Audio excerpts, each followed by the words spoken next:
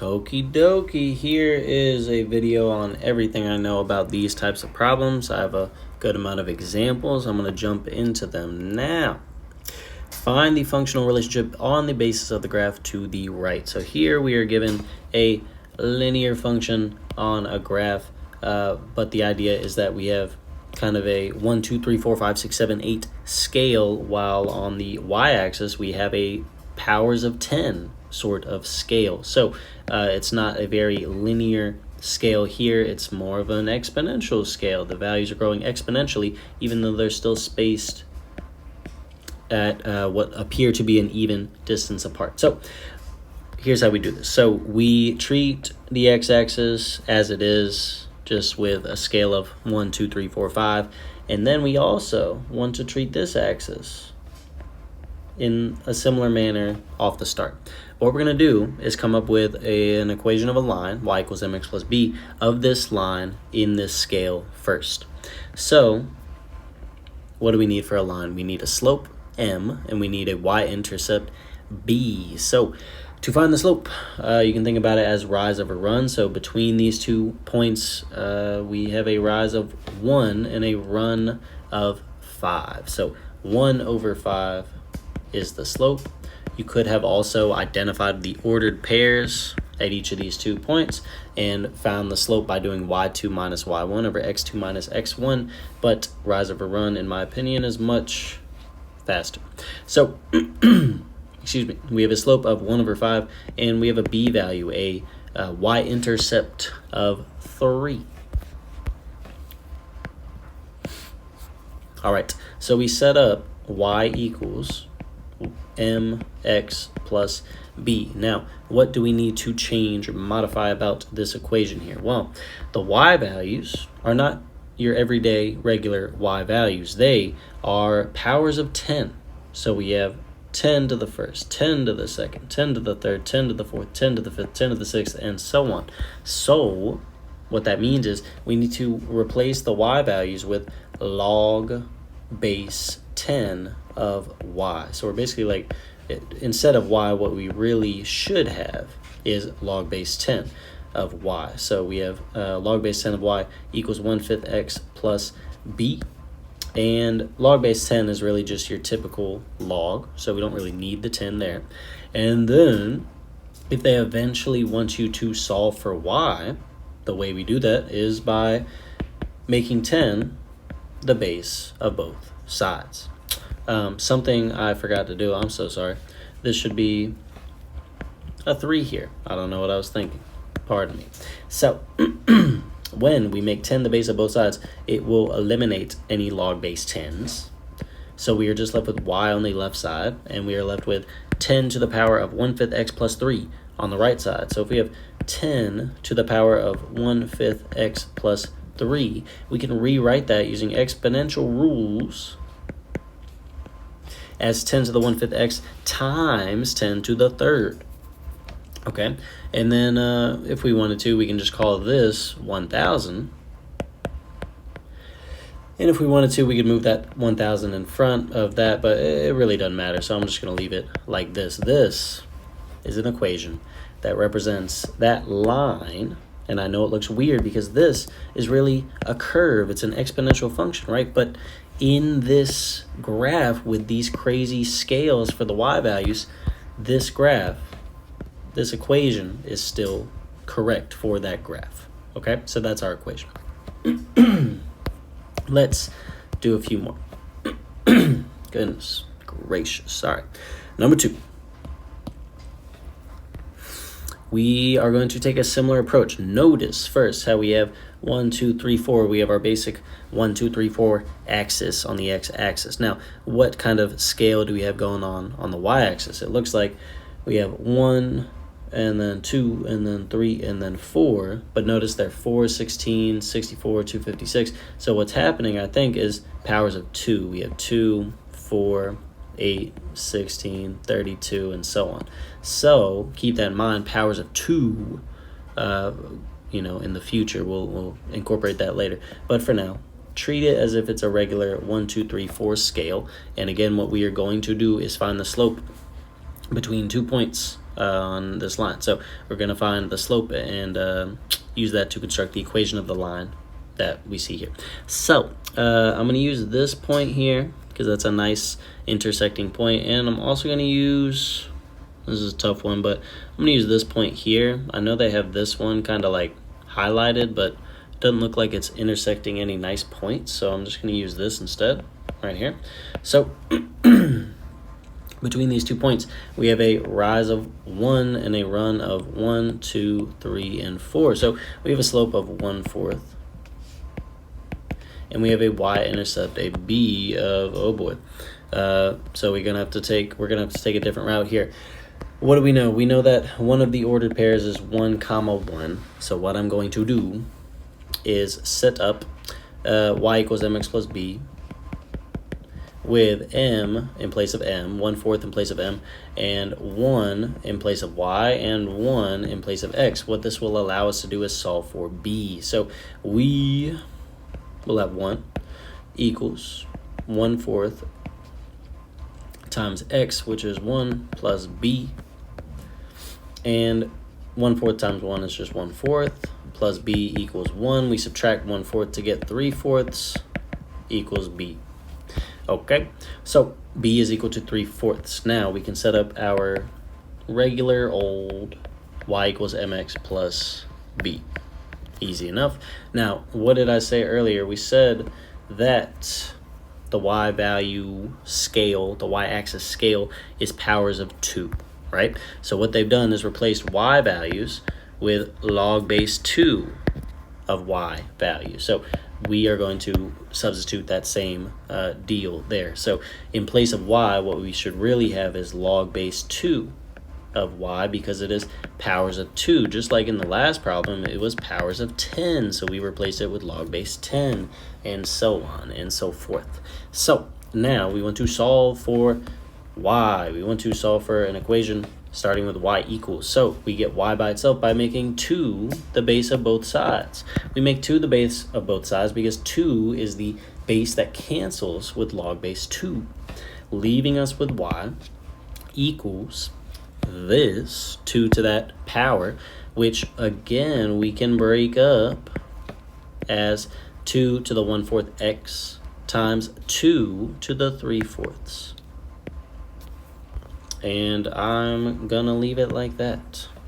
I hope that makes sense. If you have any questions, let me know. Let's keep it going. Find the functional relationship on the basis of this graph to the right. So, excuse me. We are going to take the same exact approach. We have 1, 2, 3, 1, 2, 3, 4. I'm gonna try to speed it up if possible. We have a nice point here. We have a nice point here. We have a rise of 2. We have a run of 3. We have a slope of 2/3. So 2/3, rise of 2, run of 3. You got it. We have a y-intercept of, I don't know. We have to find it. So we can use one of our nice points. We have a point at 4, 3. So if we use y equals mx plus b, we can plug in m here, we can plug in y here, and we can plug in x here. So we have 3 equals 2/3 x, which is 4, plus b.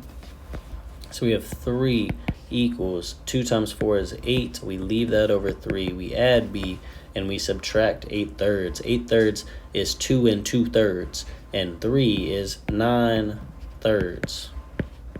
So we'll just leave it like that. Actually, 3 is 9/3, so minus 8/3 is just 1/3, and that gets b by itself. So we have b is equal to 1/3, which sort of checks out given that visual, right?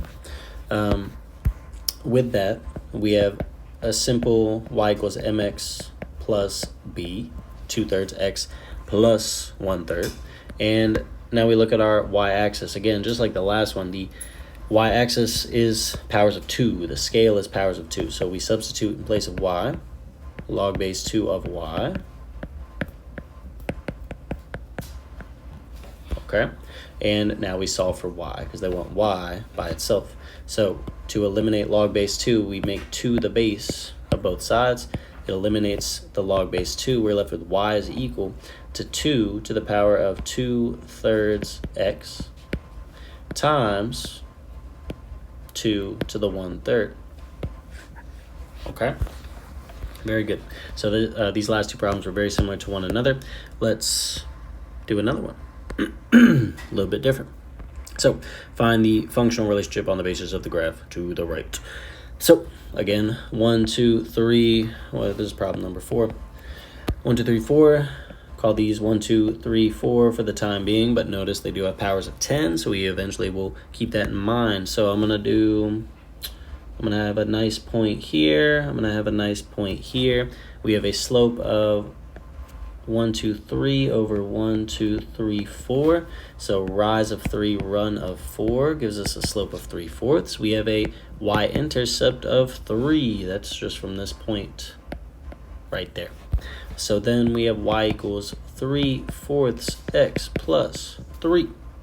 Again, the y-axis is in the scale of powers of 10. So we have log base 10 of y truly equals 3/4 x plus 3. We solve for y by making 10 the base of both sides. We get y by itself, and we have 10 to the 3/4 x times 10 to the 3rd, which is 1,000. That was number 4. Let's keep going. What else do I have? Use a logarithmic transformation to find a linear relationship, yada yada. Okay, so we're given this, it's exponential. We are going to take the log of both sides.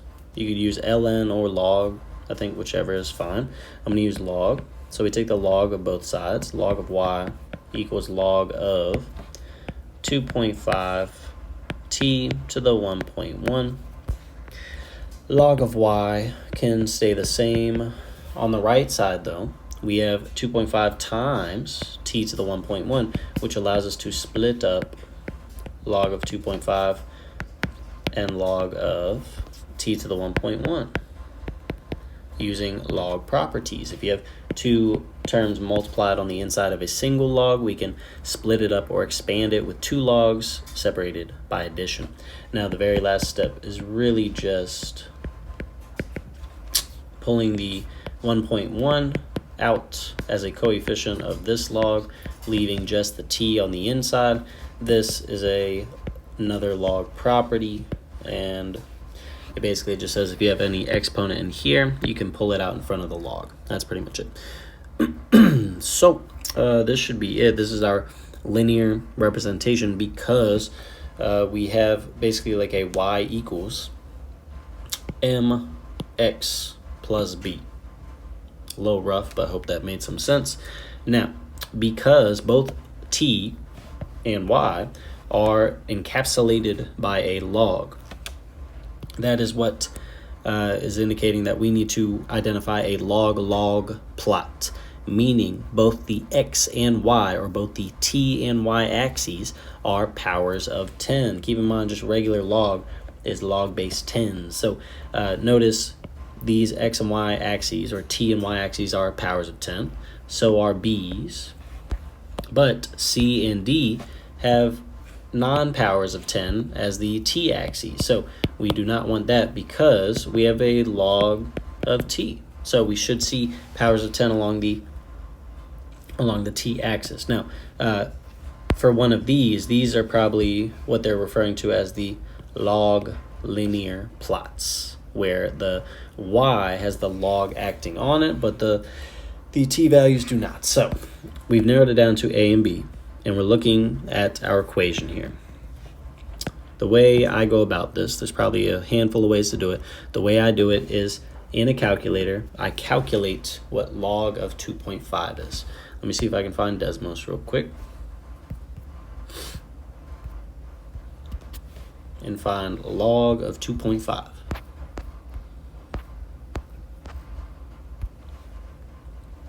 Log of 2.5 is 0.397, so about 0.4. So this is about 0.4. So what I look for is a y-intercept. Keep in mind, this is basically like the y-intercept of our linear transformation. I look for a y-intercept of about 0.4 on the y-axis here. So here, you can kind of get that idea that line passes just under like halfway through 1 unit block, so it's passing through about 0.4. That's kind of the way I approach things. You can see this y-intercept is greater than 1, so that's enough to eliminate this option and narrow it down to option B. And that's it. I hope that made enough sense. I think I still have more here, and I am going to keep going. So find the functional relationship on the basis of the graph to the right. So fun sort of different version here. It's similar to what we've done, just slightly different though. So we're still trying to come up with an equation. Notice though that the y values have 1, 2, 3, 4. They're in their, pardon my dryer, the y values in the standard 1, 2, 3, 4 scale, but it's now the x-axis in powers of 10. So for now, we will treat it as 1, 2, 3, 4, but eventually the x values will, of course, get replaced with log base 10 of x. So let's find the slope. The slope is 3 over 1. Rise of 3, run of 1. 3 divided by 1 is just 3. The y-intercept, which you can see here, is 0. So b is equal to 0. So if we have y equals mx plus b, that's 3x plus 0, or just 3x. But again, we are making the substitution of log base 10 of x in place of x. So truly, we have y is equal to 3 times log base 10 of x, or to make it even simpler, just 3 times log of x. All right, what else do we have? I think we have maybe just one more. We're doing great. This has been all in one take. I hope it saves. Find the functional relationship base on the basis of the graph to the right. All right, same exact problem, just different version. Let's give it a go. Slope, rise of 3, run of 2, 3 over 2. The y-intercept is 0, so b equals 0. Y equals mx plus b is just 3 halves x plus 0, so just 3 halves x. But again, the x values are in powers of 10, so we replace the x with log base 10 of x, or just log of x. And that's it. I think that was I didn't number that one, did I? Oh, goodness gracious. Stopped numbering a long time ago, apparently. That was number 4. That was number 5. This was number 6. Here's number 7. All right, I just wanted to make a video for these to hopefully help any of you who are taking the class through Pearson's and MyMathLab and whatever the heck. I really hope this helped. These problems were not easy to learn, but hopefully this video made them a little more digestible. Alrighty, I'm just getting a view of all the work we've done.